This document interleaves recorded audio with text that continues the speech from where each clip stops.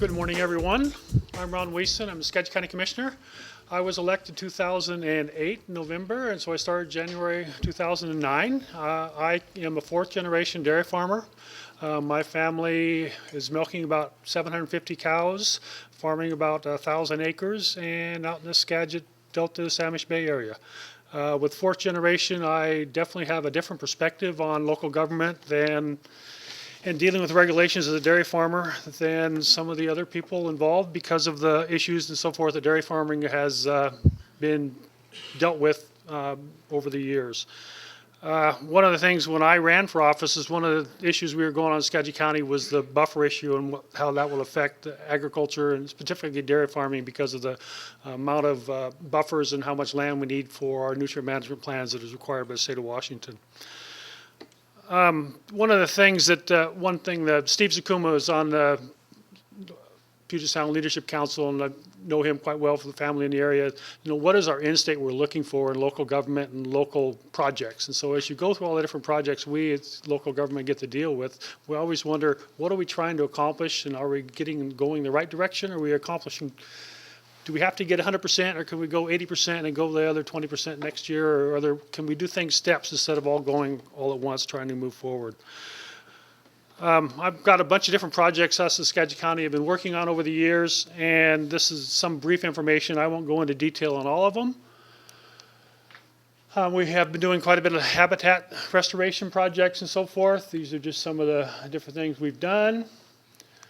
Natural research program stewardship. We have been able to get volunteered landowners to come in and use Skagit County funds and Department of Ecology and EPA funds to help do some restoration projects on their property.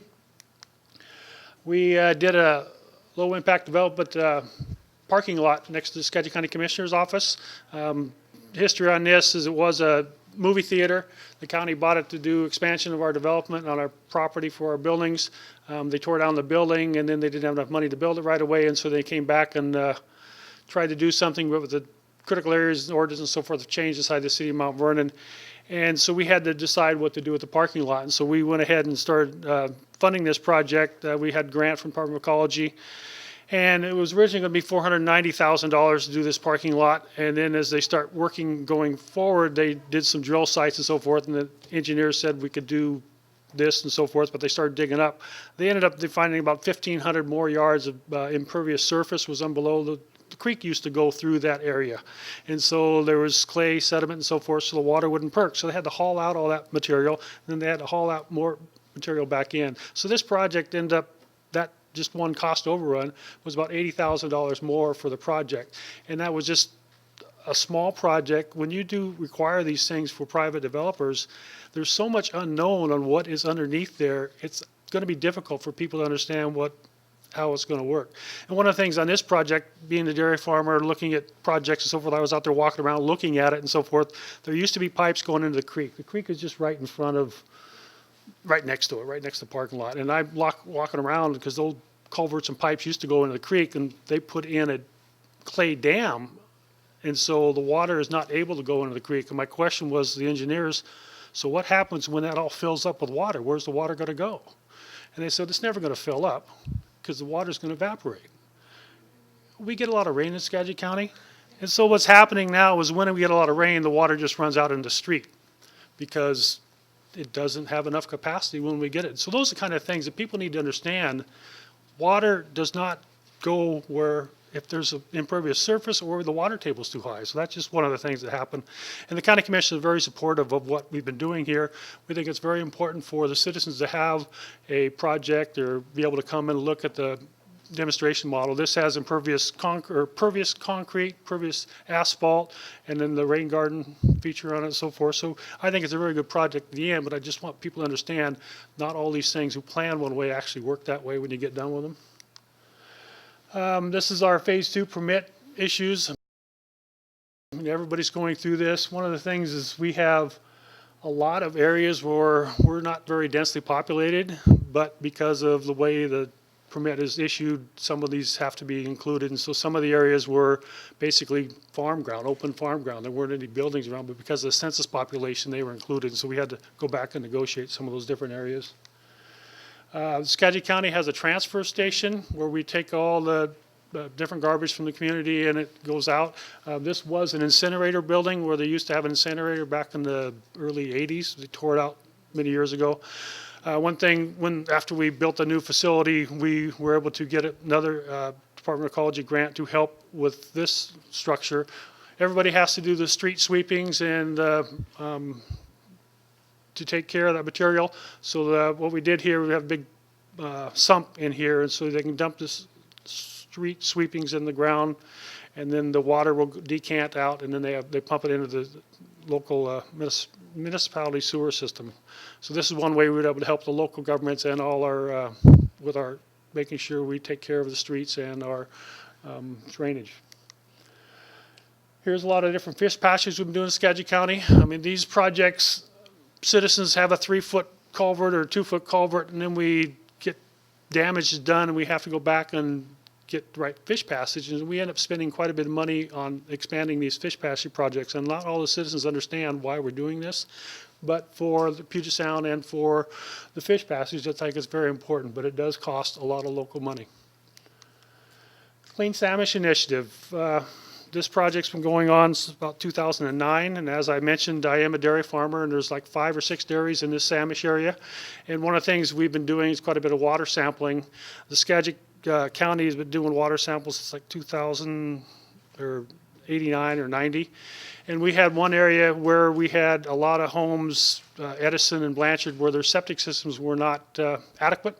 So they were able to get grants in the early 90s to come in and improve the septic systems. So after that was done, the water samples were doing okay. We had because the county was doing water sampling every 2 weeks, we had a rain event happen in 2009 or 2008, and we had a really high fecal count. And so when the fecal count went up real high, the bay was closed, and then we went back and started doing more work. So we've been able to work with Puget Sound Partnership, Department of Ecology, EPA, a lot of different local groups trying to help clean up Puget Sound and our Samish Bay area.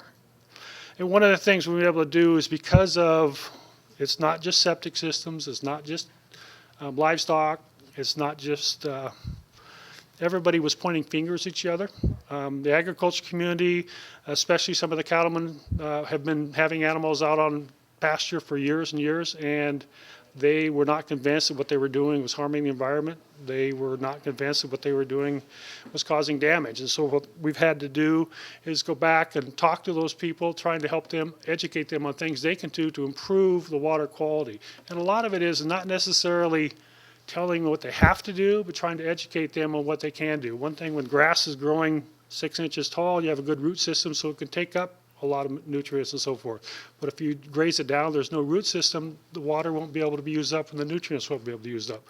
And have fencing. We have temporary fencing available from our conservation district to go in and put in that fencing during the winter months, and so they can get a grass buffer strip along the edge of their fields so they don't cause damage into the water quality. What's happened in the Clean Samish, I really appreciate all the different cooperation we've had from all the different agencies. Like I mentioned, they've all been able to go. One thing that's been very helpful for our county staff is to be involved with the different agencies so they have contacts. It's that cooperation, and so they understand who to call when we have issues and so forth. I think it's been very helpful for our staff, and I've tried to be very supportive on what they've been able to do. We've had many public meetings. People have come in and said, you know, the only reason we're making me check their septic system is because the cattlemen are out there, their cows are causing trouble.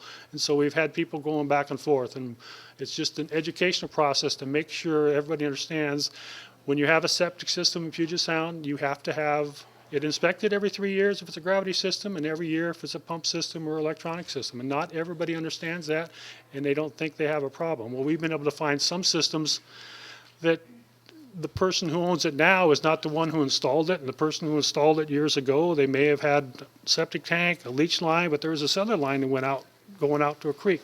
And so those kind of things are happening out there, and it's very difficult, and it's frustrating for me as a county commissioner. How can we work with the property owners, and how can we find out for sure exactly what's happening in all those septic systems? I would really think that it would be better if all of Puget Sound had some type of septic inspection program, and so we can go forward. We have a marine recovery area where we're sending out letters to have people inspect their systems.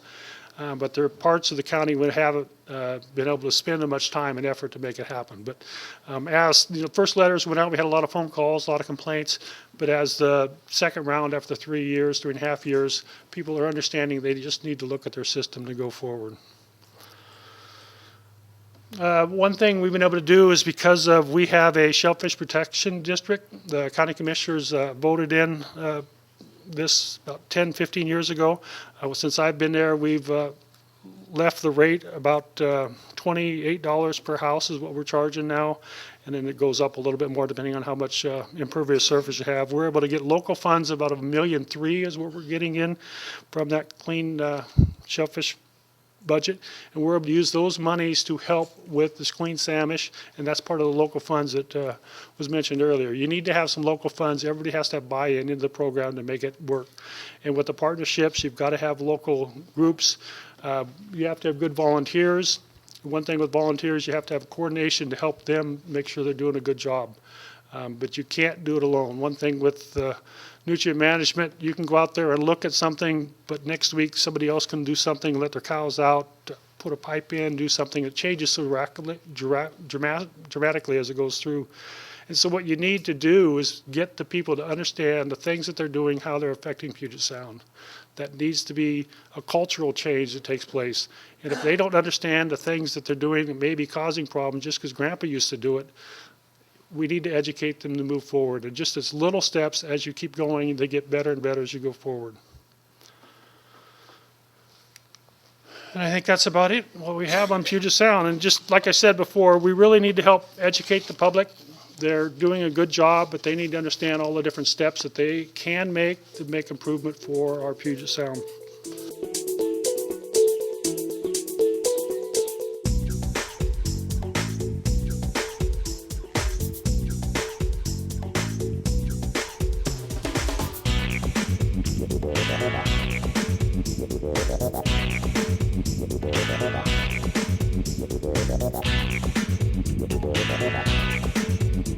Bye.